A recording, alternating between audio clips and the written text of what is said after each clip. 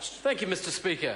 Mr Speaker, first of all, I'd like to acknowledge my good mate, the Honourable Chris Tremaine, CJ, who's obviously just run a quick triathlon or something in the last 40 minutes.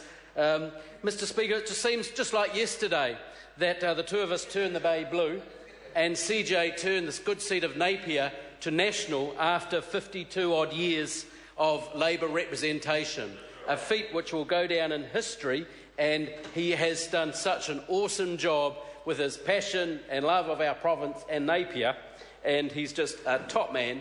And also his achieving the status of Cabinet Minister, the first Napier MP to be a Cabinet Minister. Mr Speaker, CJ, you've done really well, mate. Mr Speaker, our joint shared drive between myself and Chris for an even better Hawke's Bay, relentlessly positive for our beautiful bay, has been recognised by the good people and the voters in Hawke's Bay as the party vote for National across Hawke's Bay has increased each and every single election since. In fact, to the point where my opponent and the opposition candidates up there this time aren't even campaigning for the party vote. They're not even on the list this time, Mr Speaker. Mr Speaker, I've got plenty of stories I'd love to tell. I've only got a few minutes, but also know that Chris's valedictory is pretty soon and he'll have the last word, so I better not wind him up too much. But Mr Speaker, there's been interesting attention on the regions in the last few days. Fair enough, of course. But I'd just like to note that like New Zealand, like the rest of New Zealand, the region of Hawke's Bay is actually performing very, very well.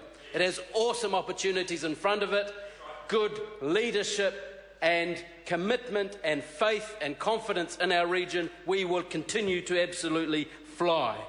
But Mr Speaker, interestingly, with Labor's announcement yesterday, well, I'd just like to note that the last time Labor paid any attention to the province of Hawke's Bay or the region was actually when one David Cunliffe, as Health Minister, sacked our District Health Board.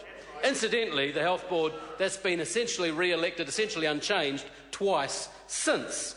And I do note that his last commentary on Hawke's Bay actually was the famous quote where he described our Health Board of the time, because remember, this is the man that wants to be New Zealand's Prime Minister, and he overreached. Yes, there was a situation in Hawke's Bay, he over-egged it, he overreached, and basically he stuffed it up. And this is how he described the good members of the Hawke's Bay District Health Board at that time, as a nasty nest of self-perpetuating provincial elites. That's from the mouth of the person that wants to be the Prime Minister for New Zealand and the regions. We should note that was the last time he paid any attention. And incidentally, he's now busy saying sorry for being a man, saying sorry for wearing a scarf, saying sorry for being a sorry, saying sorry for all sorts of things. But you know what, Mr Speaker?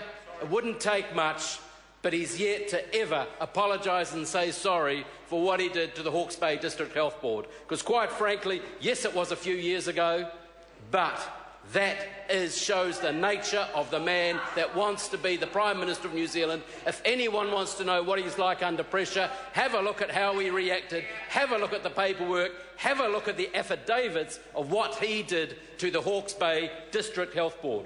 Mr Speaker, National is continuing to promote initiatives across the country and in the regions. Hawke's Bay is one. Just in Hawke's Bay, due to our policies, we've seen 27 more equivalent FTE doctors across Hawke's Bay, 116 more equivalent nurses across Hawke's Bay just in the last few years. Mr Speaker, there's about 100% increase in foot patrols of police on the beat in the Eastern Districts in 2013, and crime is low. $2 million been invested in the clean-up of rivers in Hawke's Bay, and 13,322 Hawke's Bay homes have been insulated, Mr Speaker, because of the good policies of this national government. Mr Speaker, I acknowledge again my good mate CJ Tremaine. Hawke's Bay is in a much better state for the work that you have done and your passion for our province. Cheers. Mr Speaker. Dr Russell Norman. Thank you, Mr Speaker. Together it is possible to build a cleaner, fairer, smarter New Zealand. A New Zealand in which our rivers are clean enough to swim in again and our beaches are safe from oil spills. A New Zealand in which every child has enough to thrive.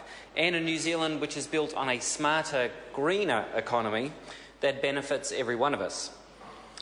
However, this vision of a richer country is not the New Zealand that National has left after 6 years in government.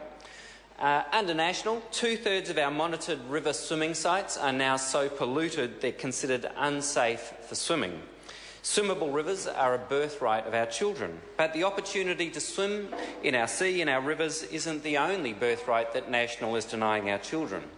There are 35,000 more children in severe poverty in New Zealand now than when the National Party was elected to government. 50% of all New Zealanders have seen no real increase in their net income at all once housing costs are taken into account. It's really no surprise that only a small number of New Zealanders are getting ahead under this government. National's pollution economy is jobs poor. It favours low-value, simple commodities over high-value innovation.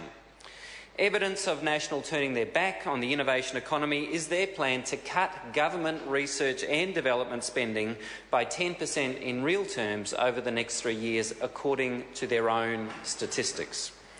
3 more years of National is not a safe option for New Zealand. 3 more years will put our environment, our children and our economy at risk.